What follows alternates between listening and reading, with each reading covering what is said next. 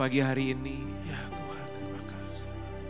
Kami tahu kami terus melangkah, kami terus ada dalam anugerah-Mu dalam kehidupan kami. Di sudut manapun kehidupan kami percaya anugerah-Mu menyertai kehidupan kami. Biar lagu ini jadi doa kami, jadi pengakuan kami di hadapan Engkau, bahwa memang benar kehidupan yang kami jalani, sisa waktu yang Tuhan percayakan adalah kehidupan dan sisa waktu yang dalam kendali dan anugerah-Mu sepenuhnya. Pagi hari ini biar kami boleh memaknai setiap anugerah demi anugerah dalam kehidupan kami. Kami maknai dengan sebuah kesadaran bahwa Tuhan yang ada di dalam kehidupan kami adalah Tuhan yang akan terus menolong kehidupan kami. Dan ajar kami bertanggung jawab sepenuhnya dengan apa saja yang Tuhan percayakan dalam kehidupan kami.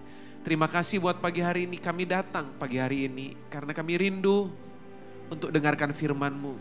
Sampaikan seluruh maksud-Mu, kerinduan-Mu, isi hati-Mu buat setiap umat-Mu di tempat ini Tuhan. Terima kasih Bapa, terima kasih Roh Kudus, tolong kami supaya kami mengerti firman-Mu. Hanya di dalam nama Yesus kami berdoa, kami mengucap syukur bersama berkata amin, amin, amin. Silakan duduk Bapak Ibu. Shalom. Saya udah lama banget gak ketemu Pak Dev ya. Ya, dan bertemunya di sini Bapak Ibu ya. Ya, temu kangen Bapak Ibu ya. Ya. Senang boleh ada di tempat ini Bapak Ibu, dan buat Bapak Ibu yang menyaksikan lewat Zoom ya. Baik Bapak Ibu ya, saya pagi hari ini mau sharing ya satu bagian firman Tuhan yang saya beri judul menyikapi ujian. Oke. Yang saya beri judul apa?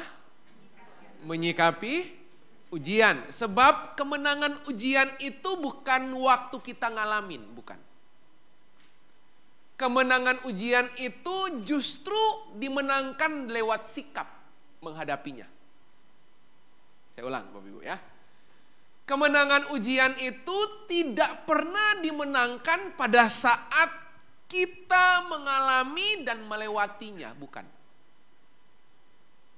Oke?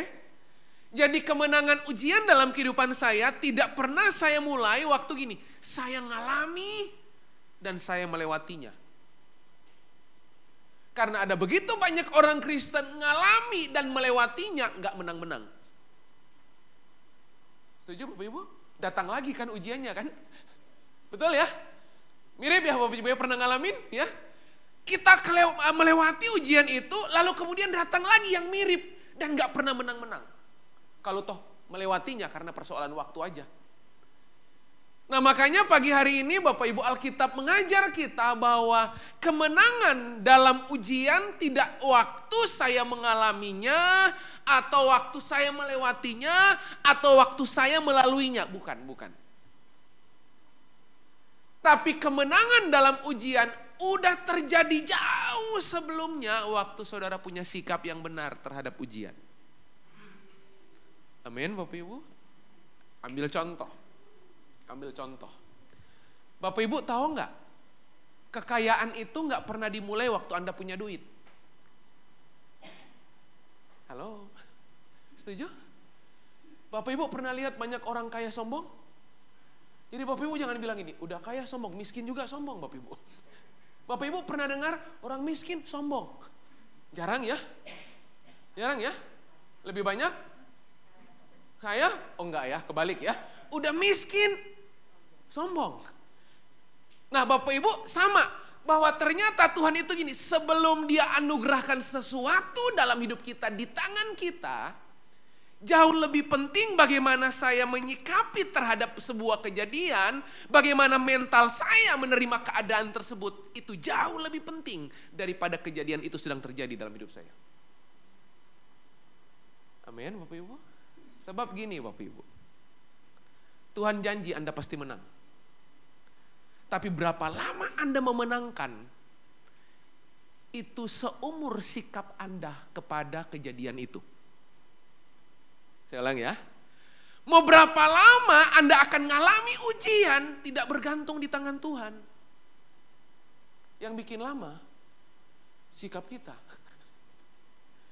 Jadi ada yang udah lama di sini? Jangan tanya Tuhan pagi hari ini. Tanya diri sendiri. Sebab Tuhan selalu ingin Anda menang. Amin Bapak Ibu. Pertanyaannya, kok nggak menang-menang? Jangan tanya Tuhan. Karena jawaban Tuhan tetap sama dari dulu, sekarang, sampai selama-lamanya. Dia pingin Anda menang Bapak Ibu. Makanya jangan heran banyak pendeta frustasi, termasuk saya.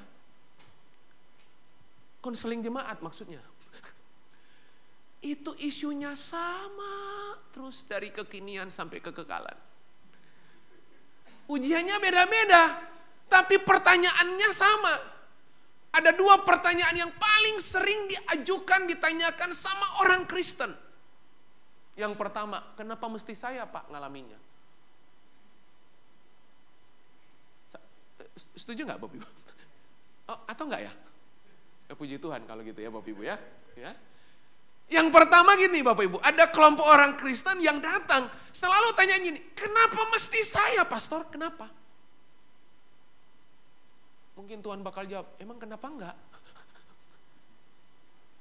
Pertanyaan kedua, kapan ini selesai? Setuju Bapak Ibu? Nah kalau Bapak Ibu adalah dua kelompok orang yang bertanya yang sama, hari ini ketemu jawabannya.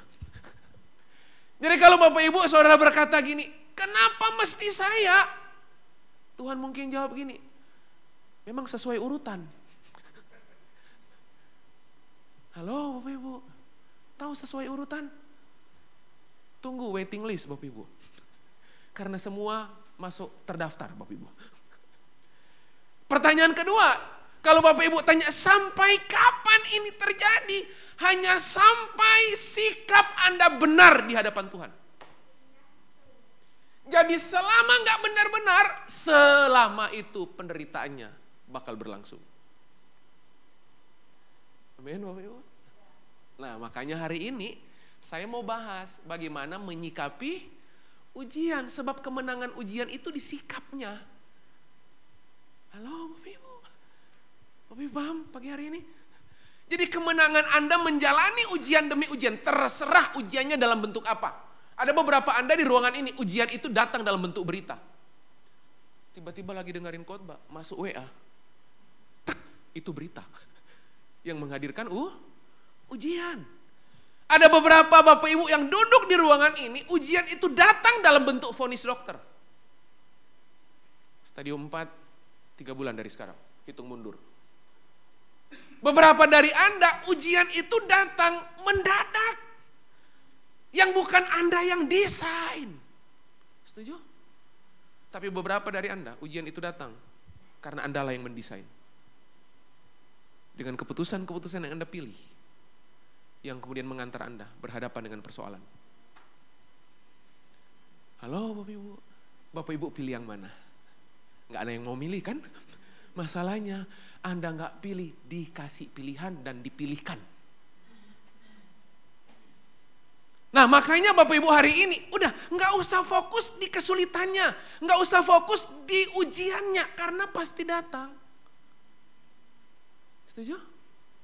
Udah pasti datang. Ucapkan dulu sama-sama saya. Udah pasti datang, bilang 2, 3. Tuh, cuman beberapa orang yang yakin. Kalau saya bilang ini, berkat pasti datang. Tuh kan. Man, saya belum pandu loh, baru saya bilang berkat pasti datang. Amin, langsung. Tapi untuk ujian saya mesti pandu loh, untuk mengucapkannya. Padahal Alkitab bilang penderitaan itu anugerah. Kan saya udah bahas itu beberapa bulan yang lalu. Nah ini rangkaian. Karena kurang pantas kalau bahas penderitaan tanpa ujian. Bapak Ibu siap? Bapak Ibu. Nggak happy ending, percayalah ya. Ya, saya itu cuman ganas di awal. Tapi endingnya Bapak Ibu makan sesuatu pasti. Oke? Nah kita lihat satu cerita Alkitab yang kisah klasik. Ya, yang hari ini filmnya lagi ada di CGV. Nonton, bagus banget. His Only Son. Baru tayang. Bagus banget. Nggak nonton kan? habis nontonnya Korea. Ya, cuman ada di CGV Bapak Ibu ya, nonton itu kisah tentang Abraham mempersembahkan Ishak. Bagus banget narasinya. Kisah itu jadi hidup banget dan mengharu biru Bapak Ibu ya. Ya.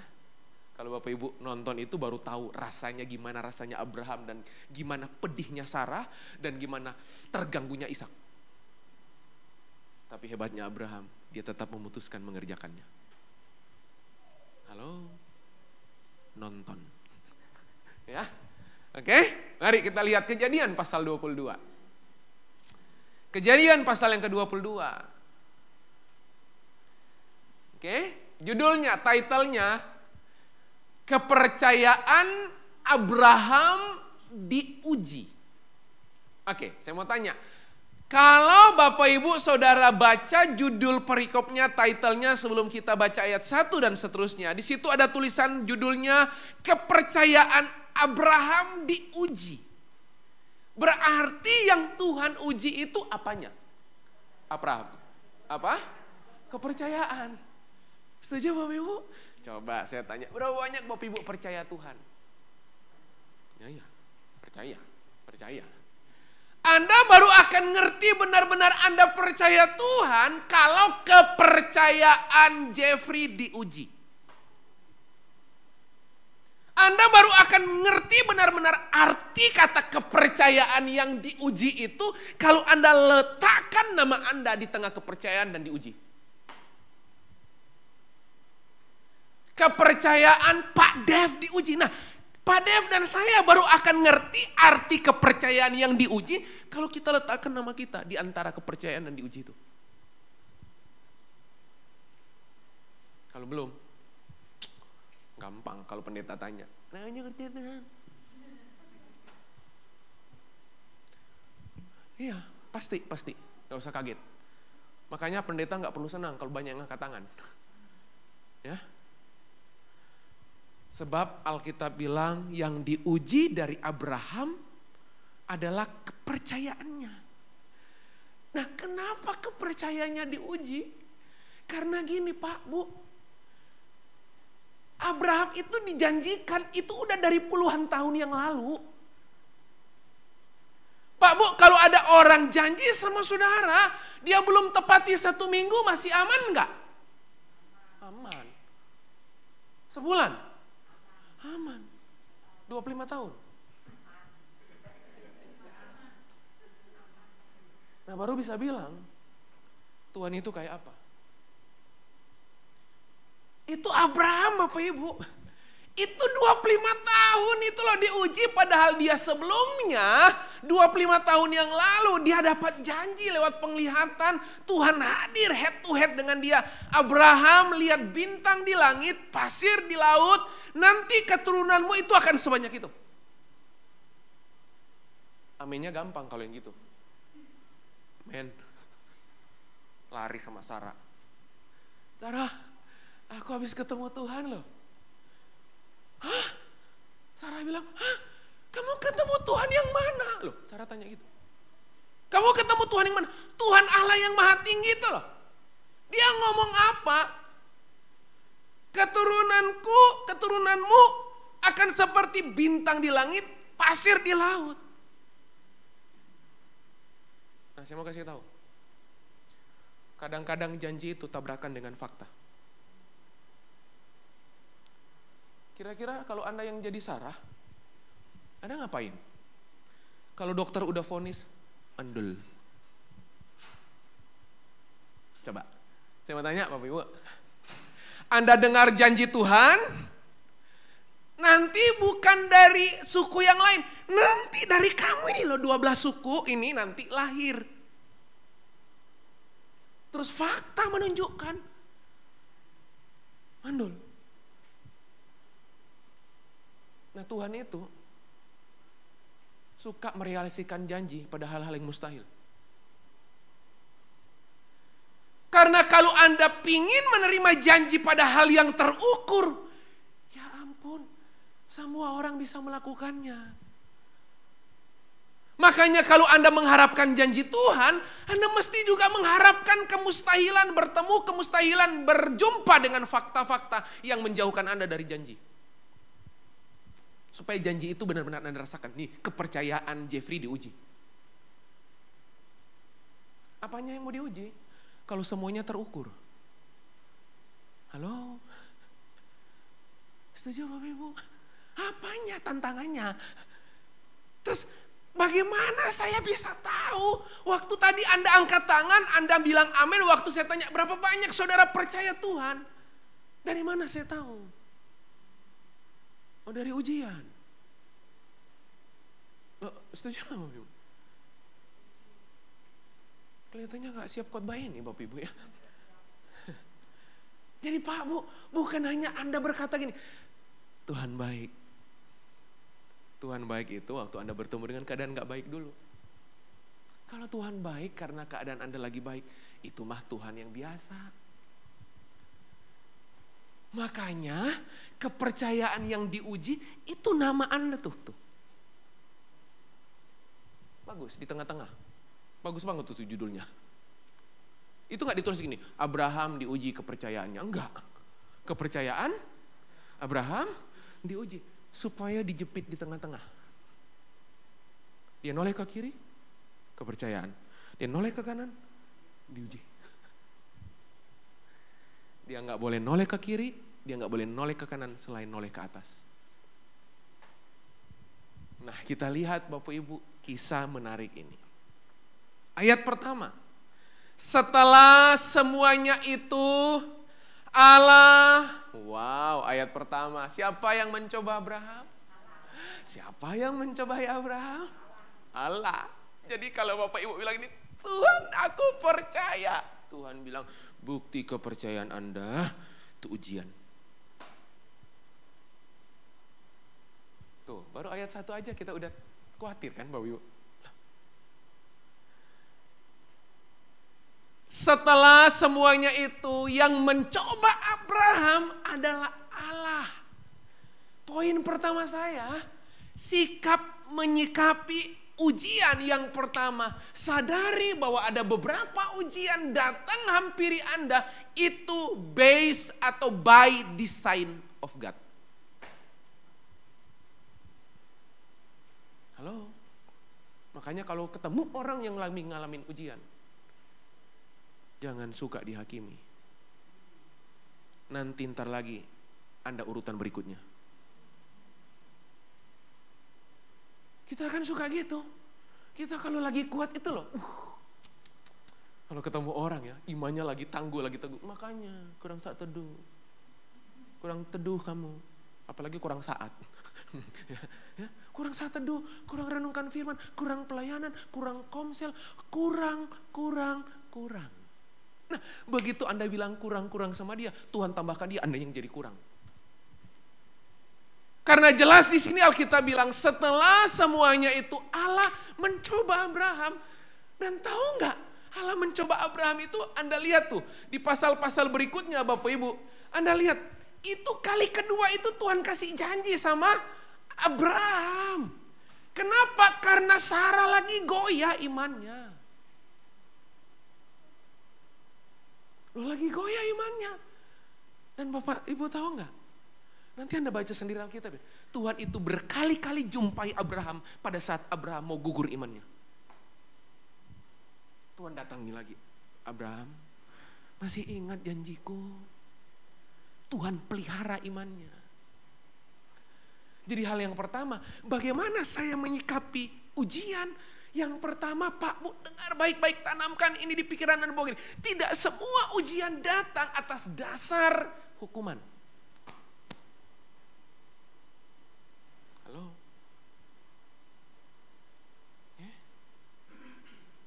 Ujian datang seringkali ada beberapa hal atas dasar kehendak Tuhan. Atas dasar apa? Kehendak Tuhan. Nah, Anda lihat ayat berikutnya. Tuh lihat ya.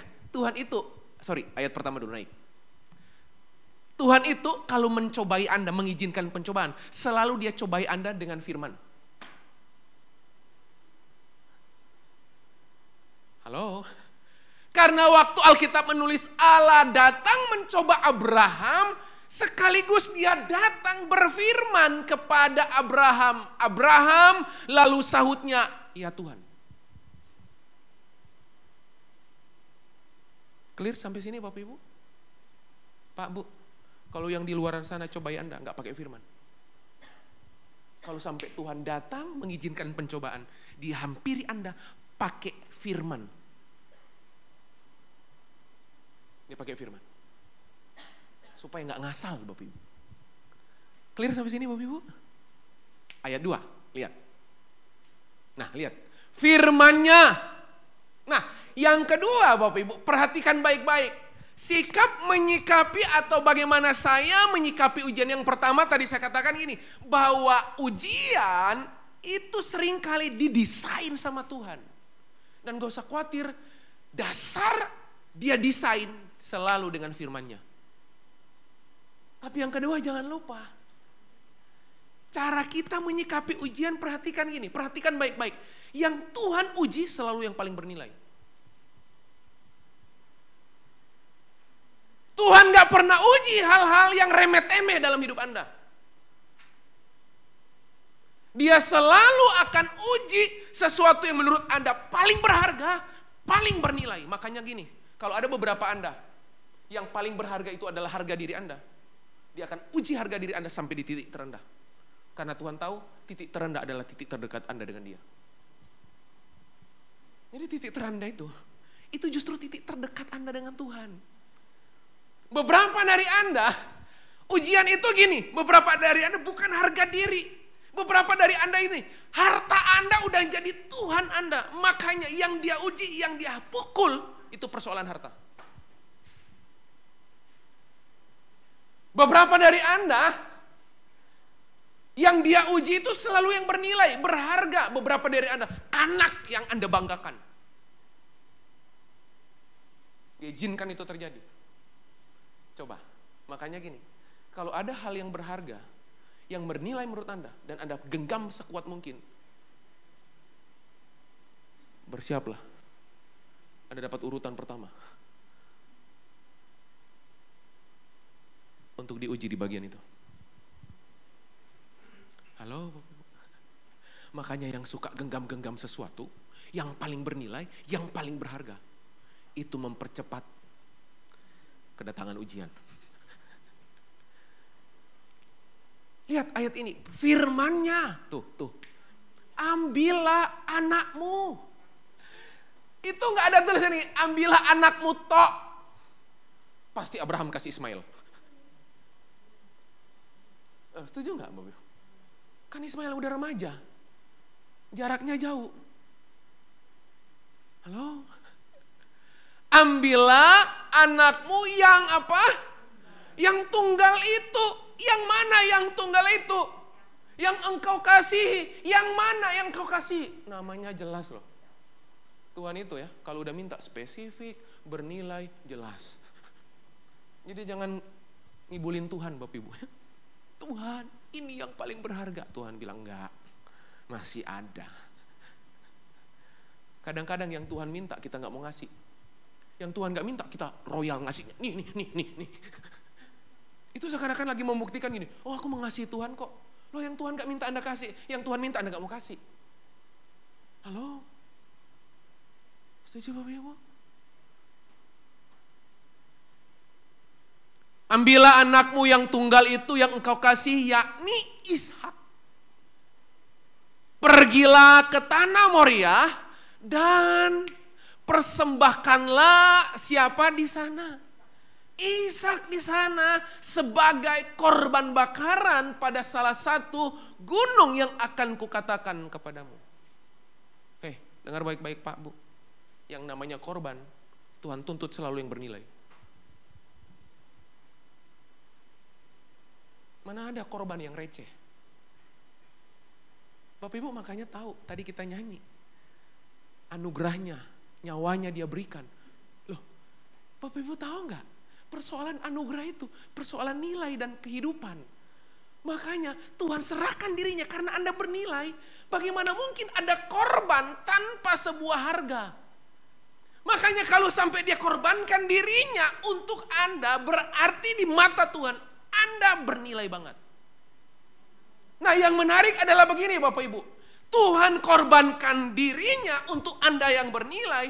Bagaimana mungkin kita mengorbankan sesuatu kepada Tuhan yang tidak bernilai? Itulah maksud saya. Loh, Tuhan mengorbankan dirinya terhadap Anda dan saya. Berarti di mata dia, Anda dan saya bernilai nggak? Dia korbankan kan? Selalu persoalan mengorbankan, selalu persoalan ada sesuatu yang berharga, makanya dikorbankan. Nah, sebaliknya dengan kita gimana Bapak Ibu? Beranikah kita untuk mengorbankan sesuatu? Di mana yang kita korbankan, yang kita persembahkan, yang kita sacrifice, itu sesuatu yang berharga.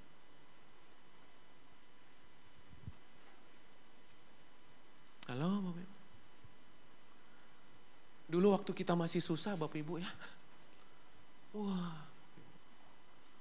Kalau bisa hari Minggu itu tiap hari. Ya, gak ada hari Senin, gak ada Selasa, Rabu gak ada. Cuman Minggu. Ibadah terus Bapak Ibu. Begitu diberkati Bapak Ibu.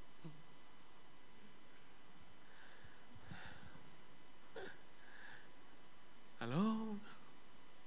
Makanya Tuhan bilang persembahkan siapa? Ishak menjadi korban. Jadi pertanyaan, kalau Anda ingin mempersembahkan sesuatu sama Tuhan jadi korban, pastikan korban itu korban yang bernilai. Bukan yang asalan. Karena prinsip korban, prinsip sacrifice di Alkitab, segala sesuatu yang nilainya tinggi.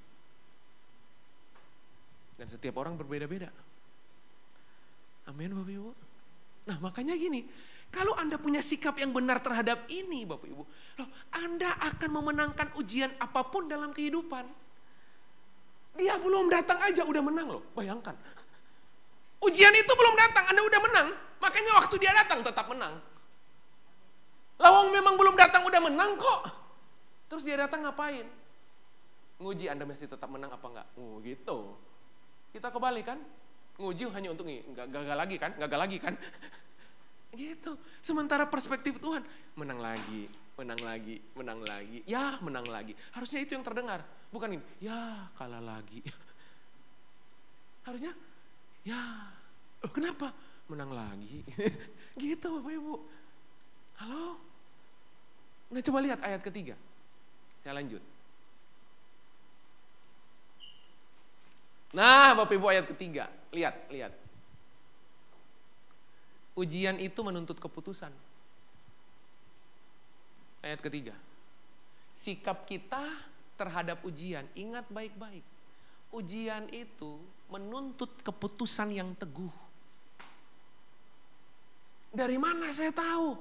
Perhatikan ayat ketiga. Keesokan harinya, pagi-pagi bangunlah Abraham. Dapat mimpinya malam, ketemu Tuhannya kemarin malam, paginya bikin keputusan. Kita gimana Bapak Ibu? Pingin diberkati, tapi masih luka batin sama orang. Ini gimana rumusnya Pak Bu? Tapi doa jengking-jengking, Tuhan berkati bisnis suamiku. Tapi suami pahit. Lo gimana cara kerja Tuhan? Halo Bapak Ibu. Bapak Ibu percaya yang namanya korban gak boleh ada cacat celah? Setuju? Nah sama. Gak boleh ada cacat hati. Makanya gini, orang yang cacat hatinya, ujian belum datang aja udah kalah. Belum datang loh. Tapi kalau orangnya itu hatinya benar Bapak Ibu, ujian belum datang aja, ujiannya yang minder karena udah pasti Anda menang. Halo Bapak Ibu. Tuh, keesokan harinya pagi-pagi bangunlah Abraham, ia memasang pelana keledainya dan memanggil 2 orang bujangnya beserta Ishak anaknya. Ia membelah juga kayu untuk korban bakaran itu, lalu berangkatlah ia dan pergi ke tempat yang dikatakan Allah kepadanya. Bayangkan, Masih lagi diuji, tetap nurut loh. Yang dia bawa siapa? Ishak. Yang Tuhan minta siapa? Oke, saya ulang ya. Yang Tuhan minta siapa? Yang diajak siapa? Kita itu beda. Yang Tuhan minta Ishak, yang kita bawa Ismail. Halo? Dalam hidup itu mirip ya. Yang Tuhan minta A, yang kita tawarkan B. Udah gitu doa lagi. Tuhan, aku udah kasih ya. Salah kasih. Lawang Tuhan minta A, Anda kasih B. Terus yang kedua, mau faktanya? Yang kedua Anda lihat. Yang Tuhan minta Ishak, dia minta persembahkan di mana? Gunung Moria. Yang Ishak dan Abraham bawa Ishak kemana? Ke tempat yang Allah katakan kepadanya. Bayangkan, lagi diuji aja tetap nurut. Jadi sebenarnya, sikap Anda tetap nurut, Anda udah menang. Saya ulang ya. Sikap Anda itu loh yang tetap nurut. Jauh sebelum Anda di akhir ujian, kemenangan itu udah di awal. Yang nanti akhir itu nanti endingnya aja waktu. Halo? Anda pernah nonton begitu duduk langsung habis? Enggak. Trailer aja. Pak, Bu, Anda duduk, Anda mesti lihat durasinya berapa menit, 2 menit. Enggak ada perjalanan kehidupan ini. Anda duduk selesai, enggak ada. Masih ada durasinya. Durasi itu hanya tinggal waktu aja. Tapi di awal udah menang. Amin, Bapak Ibu. Itu sikap loh. Dan tahu nggak, sikap itu Anda hanya bisa dihadirkan pada saat kapan? Ada ujian. Halo?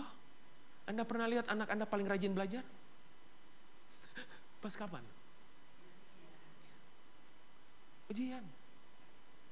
Lihat lagi ayat keempat.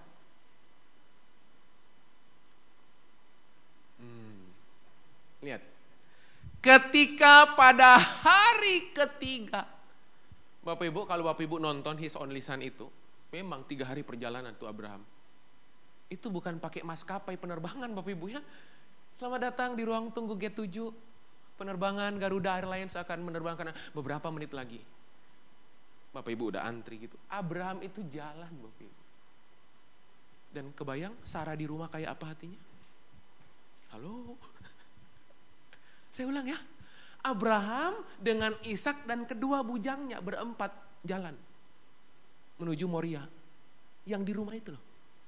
Siapa yang di rumah? Bisa rasa yang di rumah kayak apa? Seru pertempuran batinnya. Baru dapat disuruh kasih.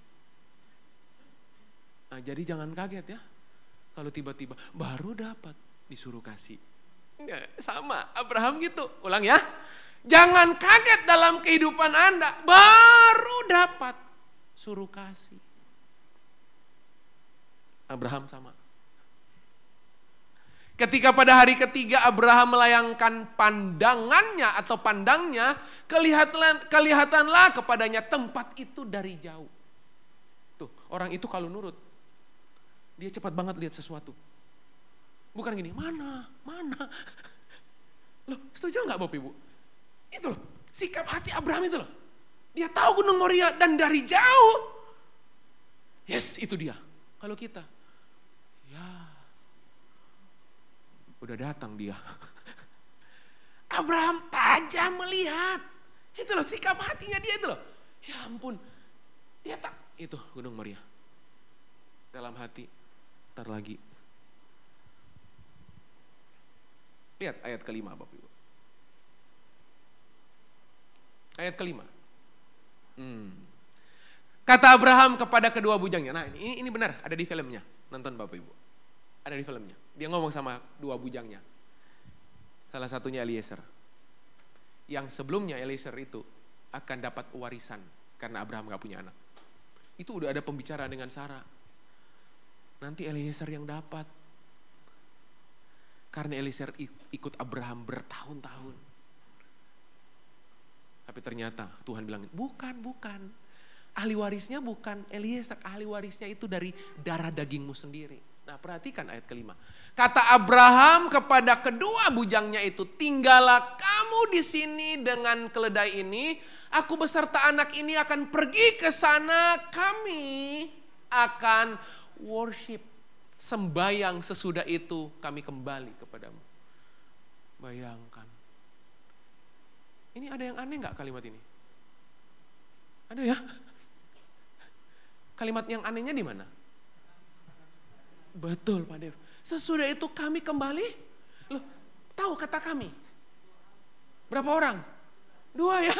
Padahal 1 bakal dikorbankan.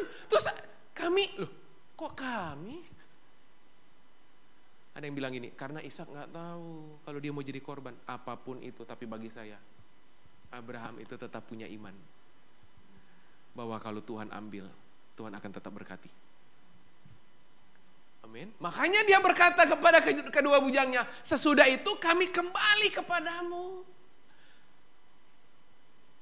Halo, Anda lihat di situ sikap menghadapi ujian, keyakinannya, kepercayaannya, imannya. Dia tetap bilang. Dia yakinkan dirinya sendiri, dia yakinkan kedua bujangnya. Bapak Ibu lihat ayat ke-6. Saya mau selesai, Bapak Ibu. Ayat ke-6. Lalu Abraham mengambil kayu untuk korban bakaran itu dan memikulkannya ke atas bahu Ishak, anaknya, sedang di tangannya dibawanya api dan pisau. Benar, kayak gitu persis di film. Persis. Jadi Abraham bawa api, pisau dia sarungkan, Ishak pikul kayu untuk jadi korban bakaran. Demikianlah keduanya berjalan bersama-sama. Mungkin intro lagunya Jalan serta Yesus. Ya, Bapak Ibu lihat ayat ke-7. Kita lihat ayat ke-7 Bapak Ibu. Lalu berkatalah Ishak kepada Abraham ayahnya. Bayangkan, Ishak itu baru nongol di ayat ke-7. Enggak ada ucapan, enggak ada percakapan antara Abraham dan Ishak sampai di ayat ke-6. Halo? Yang muncul itu Abraham banyak ngomong dengan kedua bujangnya. Kamu tinggal di sini. Ishak tetap ada di situ. Enggak ada komunikasi, enggak ada percakapan. Bapak Ibu hari ini punya spirit Ishak enggak? Apa spirit Ishak? Siap dikorbankan. Halo, Bapak Ibu. Lihat. Lalu berkatalah Ishak kepada Abraham ayahnya, Bapa, sahut Abraham, ya anakku, bertanyalah ia, di sini sudah ada api dan kayu. Tetapi di manakah anak domba untuk korban bakaran itu? Coba kalau Anda jadi Abraham, Bapak Ibu, mau jawab apa? Ya kamu, gitu kan. Kan enggak Bapak Ibu ya. Mana? Api udah ada. Apalagi kayu udah ada. Anak dombanya di mana? Bapak Ibu lihat ayat ke-8. Tuh. Sahut Abraham, Allah yang akan menyediakan anak domba untuk korban bakaran baginya, anakku, demikianlah keduanya berjalan bersama-sama. Ayat ke-9. Sampailah mereka ke tempat yang dikatakan Allah kepadanya. Lalu Abraham mendirikan mezbah di situ. Disusunnyalah kayu, diikatnya Ishak, anaknya itu, dan diletakkannya di mezbah itu di atas kayu api. Halo? Coba Bapak Ibu imajinasikan sebentar. Lihat ayat ke-10. Pemain musik bisa kembali, saya selesai. Ayat ke-10 Bapak Ibu lihat. Baca sama-sama. Ayat ke-10, 2, 3. Sesudah itu Abraham mengulurkan tangannya lalu ngambil pisau untuk. Bapak Ibu lihat. Diambil pisau. Itu dalam posisi, dalam kondisi Ishak sudah ada di mezbah itu. Bapak Ibu kira-kira kalau Tuhan terlambat 2 detik, mati nggak itu? Nggak usah 2 detik, sepersekian detik. Ternyata Bapak Ibu ya, Tuhan itu mengendalikan segala sesuatu. Bapak Ibu bilang ini, terlambat. Tuhan bilang, tepat waktu. Anda bilang, ya udah kelewatan. Tuhan bilang, on schedule. Halo? Bapak Ibu tahu nggak? Kita itu cenderung menyikapi ujian dengan cara yang salah. Kita selalu bilang ini, aduh tahu gitu. Benar Bapak Ibu? Bahkan Bapak Ibu tahu nggak? Di tengah-tengah Anda salah pun, Tuhan tetap sertai Anda. Asal Anda punya sikap hati untuk berbalik. Tuh, lihat. Pada saat Abraham mengulurkan tangannya lalu mengambil pisau untuk menyembelih anaknya. Itu udah dalam kondisi dia udah gerak. Bapak Ibu lihat ayat ke-11. Tetapi berserulah malaikat Tuhan dari langit kepadanya. Abraham, Abraham, sahutnya, ya Tuhan. 12. Lalu ia berfirman, jangan bunuh anak itu dan jangan kau apa-apakan dia. Jangan dulu baca cepat-cepat sebab. Karena itu tantangan buat Anda dan saya. Oke? Jadi waktu mau dibunuh Bapak Ibu. Gila ya Bapak Ibu ya. Tuhan itu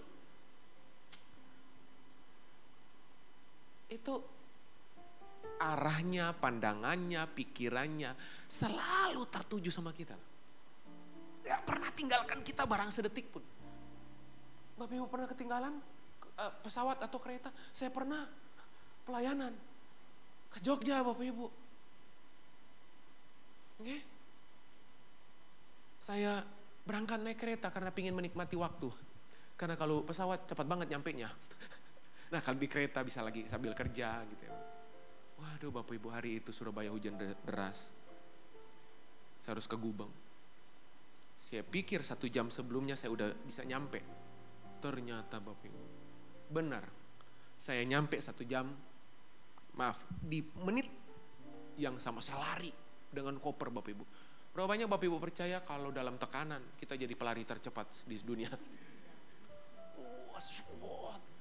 Begitu nyampe, satpamnya larang saya, Pak, udah nggak bisa Pak, nggak bisa Pak, bisa, saya bilang bisa Pak. Karena pengalaman bawa koper, turun dari Grab Bapak Ibu ya, gitu ya, bisa Pak, nggak bisa Pak, sambil dia ngomong nggak bisa, sancakannya lewat, di depan mata saya, itu Pak lagi jalan Pak. Saya pikir, nggak ada pilihan, saya harus ke Jogja lewat pesawat. Saya langsung buka aplikasi. Wah, ada penerbangan sekitar jam 9-an. Itu jam 7. Saya langsung pesan, langsung buru-buru. Dari jam 7 itu menuju Juanda. Nyampe di Juanda, lega Bapak Ibu. Apalagi pesawatnya delay. Dan di ruang tunggu itu, Tuhan pertemukan saya dengan seseorang yang memang Tuhan kasih untuk saya layani orang itu. Hey, halo, Bapak Ibu, saya mau kasih tahu kalimat penutupnya ini yang penting. Sebab telah aku ketahui. Kalau kita itu masih belum diketahui. Percaya Tuhan, percaya. Itu belum telah kelihatannya. Sebab telah ku ketahui, kapan ku ketahui? Sekarang, bahwa apa? Engkau takut akan Allah dan engkau tidak segan-segan untuk menyerahkan anakmu yang tunggal kepada. Penekanan Tuhan bukan menyerahkan anakmu kepadaku, tapi anakku yang tahu, yang Tuhan minta selalu yang tunggal-tunggal itu. Tahu yang tunggal, yang paling pertama itu loh. Dari 5 harta Anda, yang paling nomor 1 itu biasanya paling Anda jaga, paling prioritas. Halo? Percaya semua milik Tuhan? Percaya? Percaya kalau semua itu titipan? Kalau yang nitip percayakan, satu waktu yang nitip minta, boleh nggak? Boleh nggak? Nggak ada yang jawab kan? Tertunduk gitu. Tapi kalau kita ditanya, percaya Tuhan, langsung lagu, ku percaya janjimu ajaib, gitu kan? Halo Bapak Ibu, saya challenge Anda hari ini. Oke? Kalau sikap Anda udah benar di awal, ujian itu hanya alat untuk memastikan sikap Anda tetap benar. Halo? Tapi kalau sikap Anda salah, ujian itu datang untuk memurnikan sikap Anda. Amin Bapak Ibu. Coba yakinkan Tuhan pagi hari ini. Supaya dia punya alasan untuk selalu memberkati kehidupan Bapak Ibu. Amin. Selamat hari Kamis Bapak Ibu ya. Kan biasanya selamat hari Minggu ya. Ini selamat hari Kamis. Tuhan Yesus memberkati. Oke.